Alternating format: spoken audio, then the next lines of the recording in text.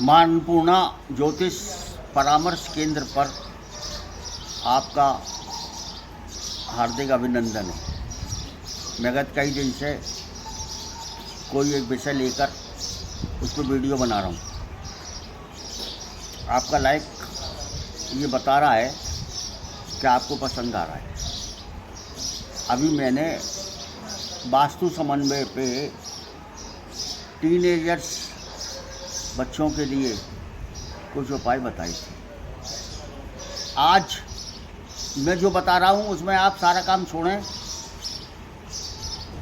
और अपना ध्यान मेरी तरफ केंद्रित करें, क्योंकि आज के सारे जीवन में काम में आने वाला उपाय है। आज घर घर की जो समस्या है कि बच्चे हमारे अनुकूल नहीं हैं, कहना नहीं मान रहे, जिद कर रहे हैं, हम परेशान हैं, उनकी वजह से हमारा पूरा घर परेशान है। तो पहले आप एक चीज़ समझिए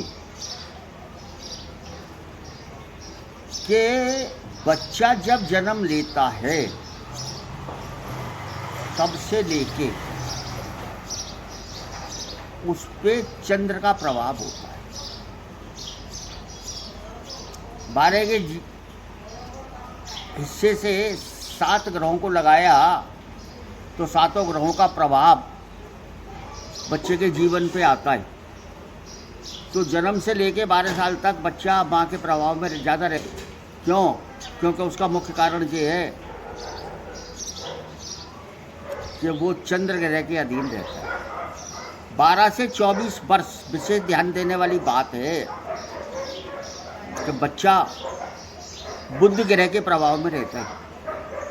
यही वो समय है, वो सारी ज़िंदगी के लिए आपको सुखी कर सकता है, सारी ज़िंदगी के लिए आपको दुखी कर सकता है। उसमें बच्चे का कोई दोष नहीं है, उसमें दोष है उसके ग्रहों का। आप अपने आसपास पंडितों से पूछें, उसकी अंतर्दशा ज्ञात करें, उससे समन्वय बनाएं। जैसे कुछ चंद टिप्स मैं आपको दे रहा हूँ। बच्चा बुध ग्रह के अधीन है और बुध के ही प्रभाव में है, तो बच्चा बुद्धि का बहुत तेज होगा। बच्चा अगर चंद्रमा के प्रभाव में है तो मन का चंचल होगा, शारीरिक विकार कुछ ना कुछ उसको लगे रहेंगे। बच्चा अगर मंगल के प्रभाव में है तो उडंडी होगा, ज़्यादा शरारत करने वाला होगा। बच्चा अगर सूर्य के प्रभाव में है तो पढ़ाई की तरफ ज़्यादा ध्यान देगा, उसकी प्रतिभा आपको दिख जाएगी, उसका सारा ध्यान किसी कार्य विशेष को प्राप्त करने में ही लगा रहेगा। बच्चा अगर गुरु के प्रभाव में है तो छोटी उम्र से ही बच्चा विशेष ज्ञान अर्जित करने की तरफ अग्रसर होगा। बच्चा अगर शुक्र ग्रह के प्रभाव में है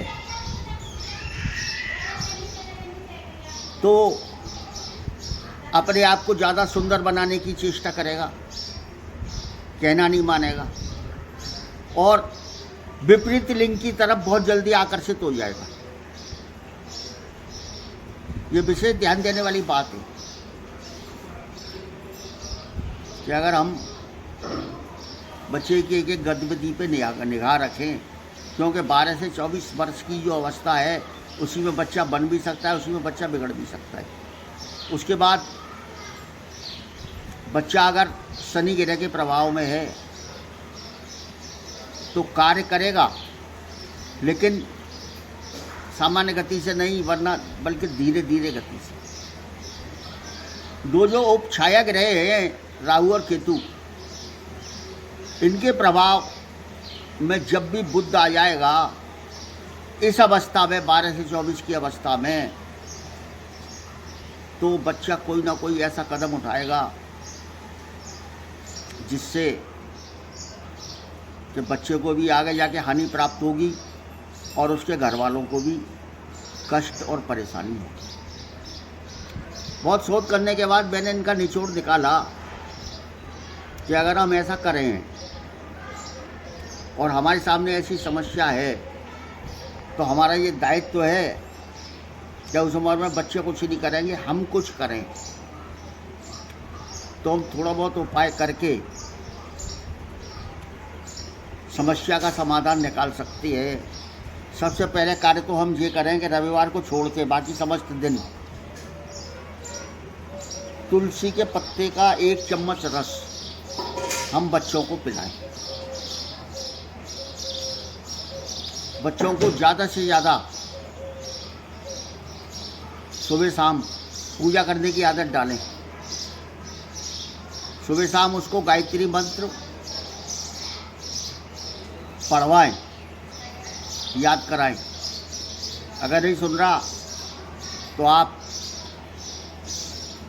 कैसेट बना के उसको सुनाएं।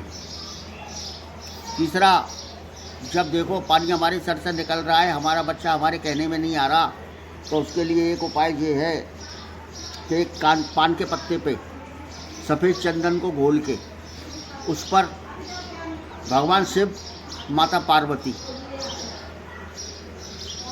का नाम लिखें, भगवान ब्रह्मा और सरस्वती माता का नाम लिखें और उस पान के पत्ते को अपनी मनोकामना बोलते हुए, बच्चे का हाथ लगवाते हुए उल्टा करके भगवान शिव के शिवलिंग पर चढ़ा दें। एक उपाय मैं आपको विशेष खोज के लाया हूँ, वो बता रहा हूँ कि आप थोड़े से बाजरे का आटा लें, उसकी 2 रोटी बनाएं। रोटी बनाते वक्त ये ध्यान रहे कि अध पकी रोटी बने। तो एक रोटी पे हम थोड़े से चावल के दाने और 1 गुड़ की डेली रख के दूसरी रोटी से उसको हम ढक दें। और चाहे तो बच्चे से, या बच्चा कहना नहीं माने तो बच्चे का हाथ लगवा कर किसी भी बैल को या सांड को हम खिलाएं। अगर 2-4 बार हम ऐसा करते हैं तो हमें आश्चर्यजनक परिणाम प्राप्त होंगे। आगे अभी मैं एक वीडियो आपकी सेवा में बना रहा हूँ जो गंगा दशहरा पर विशेष मनोकामना पूर्ति का होगा। उसमें भी मैं कुछ लाइन, या उससे पहले एक अलग से एक टीनेजर यानी युवावस्था को प्राप्त होने वाले लड़के लड़कियों को सुधारने का बनाऊंगा। आप उस पर अमल करें और किसी कारणवश आप कार्य नहीं कर पाते हैं तो आप हमसे व्यक्तिगत रूप से संबंध बनाएं, संपर्क करें, हम आपकी समस्या का निदान कर देंगे। नमस्कार।